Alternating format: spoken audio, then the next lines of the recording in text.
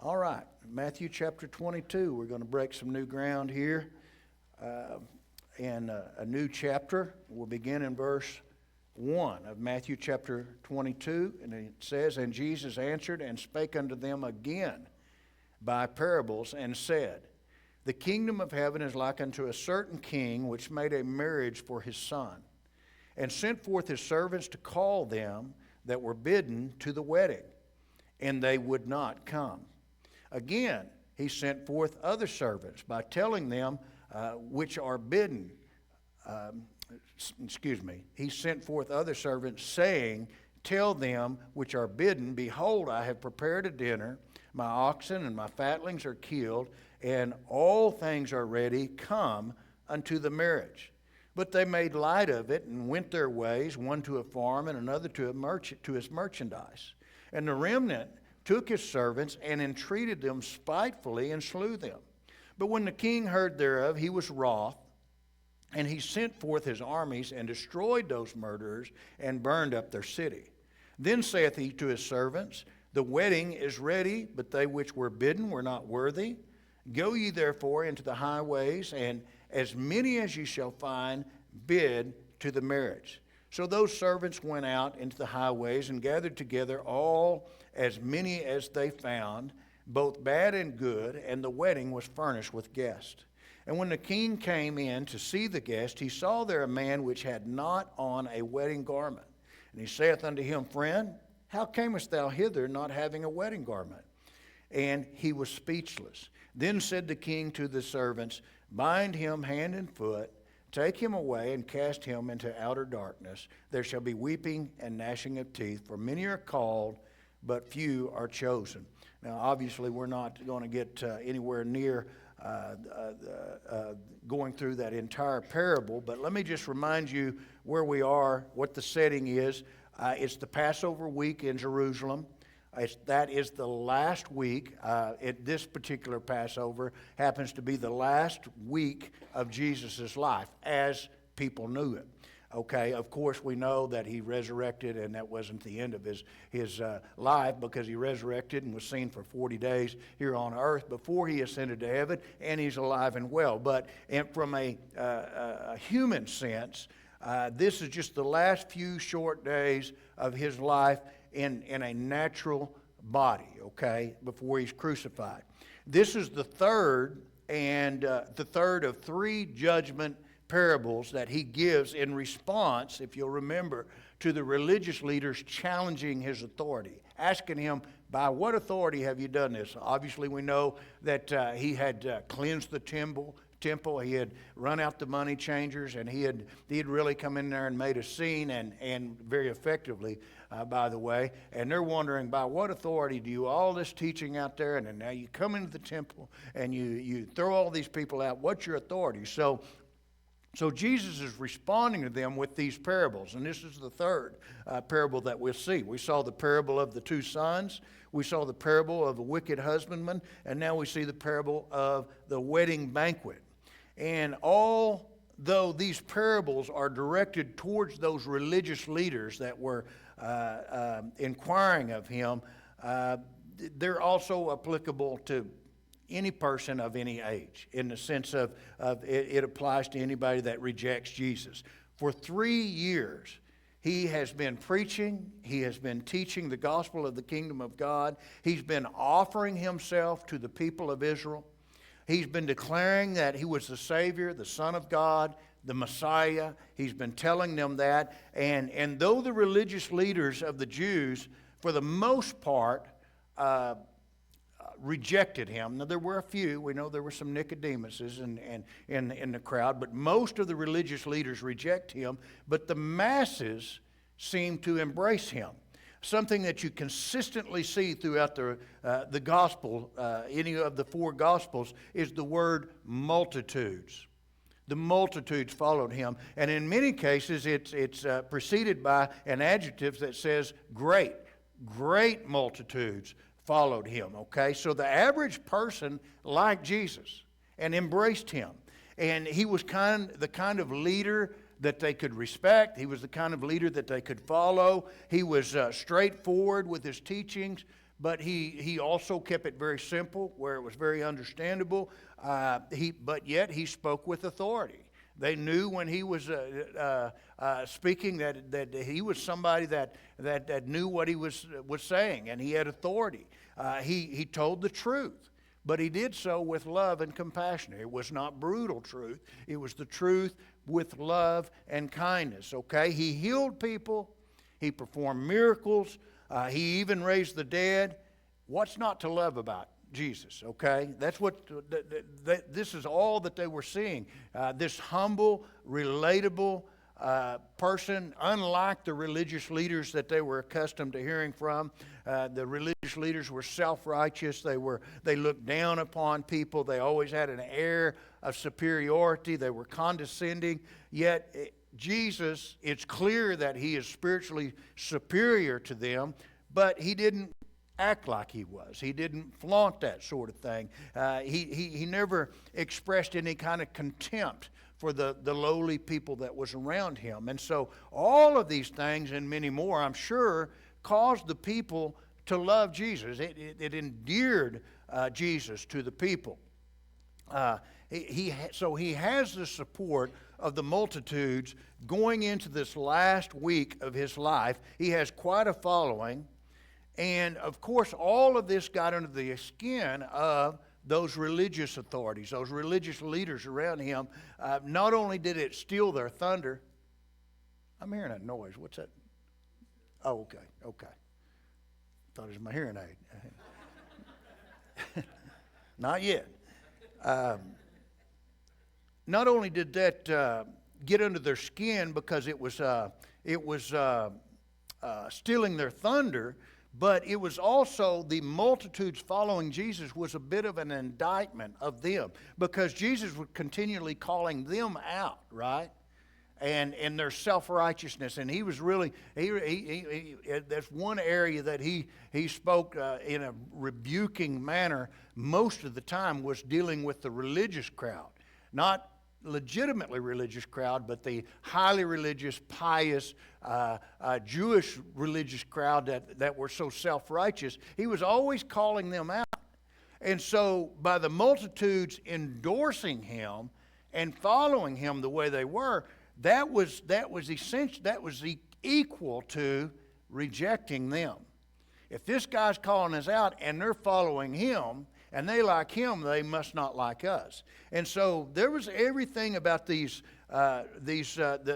religious crowd that their religious egos were getting bruised time and time again. So they want to remove the problem.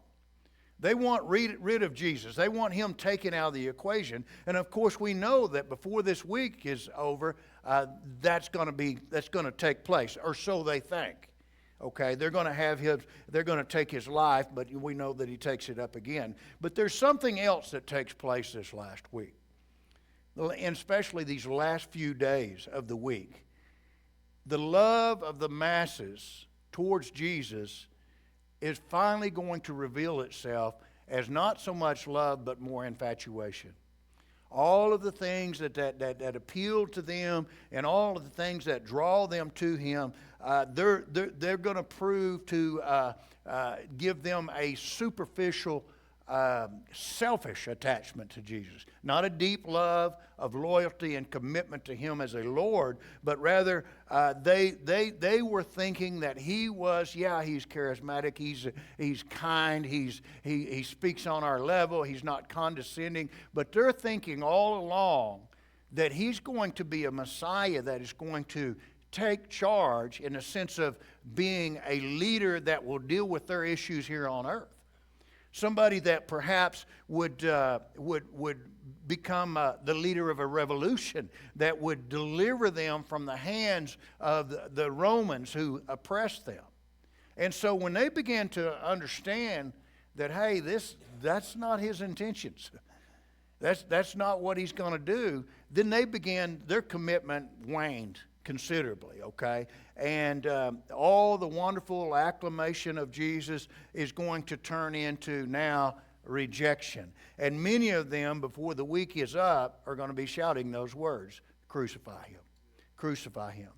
So this third parable is aimed, yes, directly at the religious crowd that has asked him by what authority he is doing these things. But it's also aimed at the masses, because they too are going to reject him. And in a very real sense, it's aimed at any person down through history that does reject Jesus, okay? And so let's read verse 2 again. It says, "The kingdom of heaven is like unto a certain king which made a marriage for his son." Now I want you to notice that this wedding he speaks of was a royal wedding. It's the wedding of a king's son. That was something that most of the hearers before him would never have been invited to, never have an opportunity to attend. Few people get the invitations to the king's son's wedding, right? Common weddings, yeah, but the king's son, no.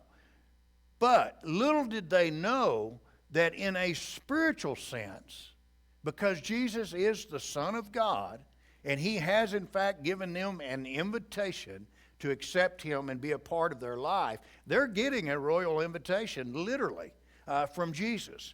And all of the Jews were, from the lowest to the highest, given an opportunity right now to choose him as Lord and Savior and Messiah, by the way, because he was the Messiah. As the Son of God, they're getting this invitation. But most of them are going to reject it. And that's what this parable is about. They're going to reject that invitation. Notice verse 3. The parable goes on to say that this king sent forth his servants to call them that were bidden to the wedding, and they would not come. The picture here is that of an unimaginable celebration, okay? Royal weddings at any level would have been very, very elaborate. But this is a king's son. So you know the level of being over the top that this probably went. This was the king could probably afford anything he desired. And so expense would not be spared. The entire occasion would have been kind of a wedding of the century type event, if you will. I mean, this was a big one. This was a big deal. And obviously, they had sent out their invitations to those that they wanted to attend. The guests had been selected. The guests had been made aware of their opportunity to attend this wedding. And so when the time came, and as verse 3 tells us there, when the king sent his servants out, go get these people that have been invited and say, it's time. The wedding is about to begin. They know they've been invited. That's clear. Being invited to such a wedding of this would have been one of the highest honors a person could receive. It seems unthinkable that anyone would decline to attend, barring some kind of medical emergency or some life tragedy or something like that. Otherwise, who would think of rejecting such an invitation, right? But they did. Verse 3 tells us that they would not come. Now, I want to remind you that this parable is being given by Jesus to illustrate a truth that he wants people to grasp, a truth that needs to be understood. So, he's doing here what he did in the last parable, and we talked about this.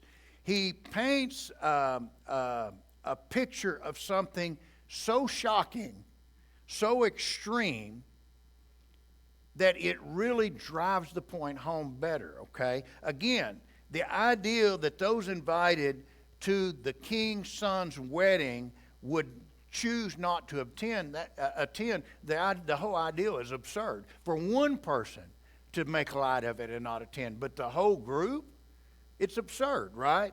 But it's that very absurdity that Jesus uses here to drive home his point. He, for 3 years, had walked before the people in perfection. He had fulfilled prophecy after prophecy that had been made regarding the coming of the Messiah. He had performed miracle after miracle, fulfilling the needs of those people who were around him. He had given sight to the blind. He'd given sanity to the mad. He'd given soundness to the lame.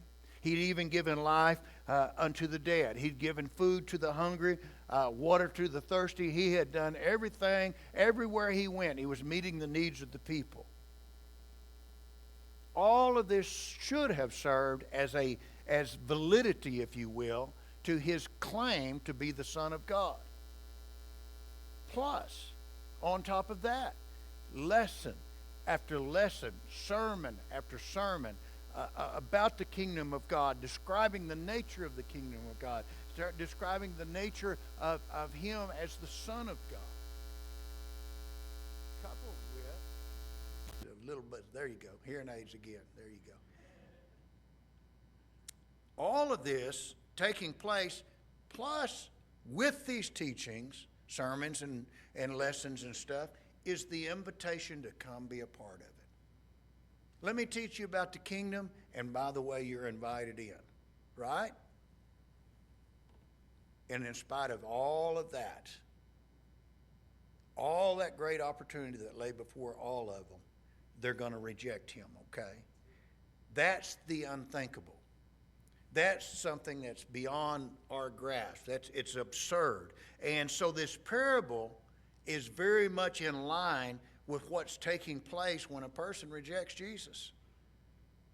And let's not lose sight of the fact that this parable paints a picture of the immediate, okay? He's dealing with that particular situation, what's happening at that moment, the rejection of Jesus by the Jews, but it also pictures the rejection of Christ by any person of any age that has learned of him, okay? For all that he has done, all that he has to offer, all that he presents to mankind and says, come be a part of it. He says, come unto me, all ye that labor, let me give you rest. Take my yoke upon you, because it's light. Such an extravagant invitation, and to decline that is the unthinkable. That's why when you look at this and you see the absurdity of the parable, that he's driving home, that's how absurd it is for people to reject him, okay? So next time we're together, we'll bounce down to verse 4 and we'll pick up where we left off. But I've already enjoyed the preparation for this particular lesson in this parable, and so we'll find out more the next time we come together. Pray for Bam, pray for those that have been mentioned, pray for Ken Pierce, pray for Misha there in the Ukraine, pray for the upcoming election, and pray for this Sunday's services. We'll be right back here this Sunday morning, and I hope you'll be here and be a part of it with us, okay? We'll stand and be dismissed.